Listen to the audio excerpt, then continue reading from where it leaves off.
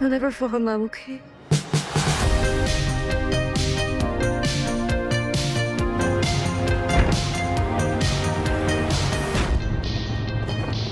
First of all, this movie is so fucking good. I gotta say that. I want to talk with you two first because this is the relationship the you have on screen is incredible. From the moment you walk into the bar, there's just, I believed every minute of it. How did you guys kind of approach this? And as you, well, directing them, what was it like to kind of build that character, build those relationships? It's just communication, right? Yeah. Yeah. I thought it was really fun to not like have much very little frame of reference for why we're into each other. Like for a girl, like a real female boner on screen is just very rare. If it's not like, it usually just isn't that way. You know what I mean? So to just be like, for no reason at all, I really want that. You know what I mean? Like that, there's just something cool about like not having to explain yourself or something and having it be like, no, I'm an unstoppable body. And so is she. That's how it happens in real life. I mean, the first time I ever saw a woman with like short hair in the real world was when I went to college. And I was like, yeah. And I'm like, there's something happening. Yeah. Wait, we can do that? Yeah. It's God, it's so good. How did you come up with this story? Where did this come from? Because this is just a cool fucking story.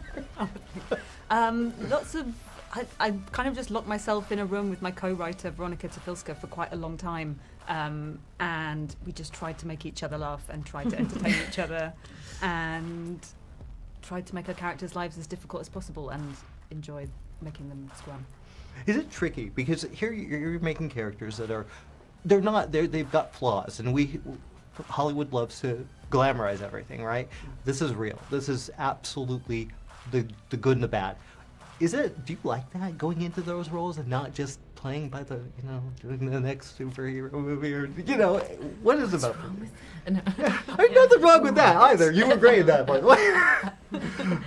I think, especially in having to do this thing where we talk about movies after they've come out and you want everyone to watch them and see them, there's like a real prescriptive thing that starts happening where you have to like explain what the movie is to people, where you're supposed to go like, well, what should an audience take is the biggest question from your movie. Like, what lesson are you teaching? What are we gleaning from this endeavor that was a lot of money and took a lot of time? You know what I mean? Like, why did you make this movie? Yeah.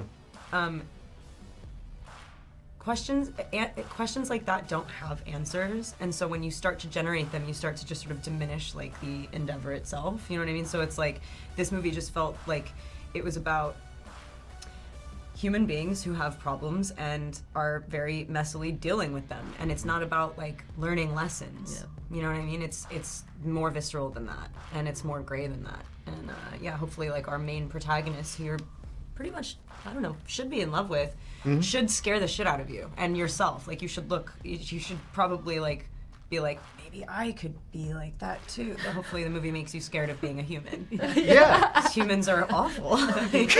We're all terrible. Yeah.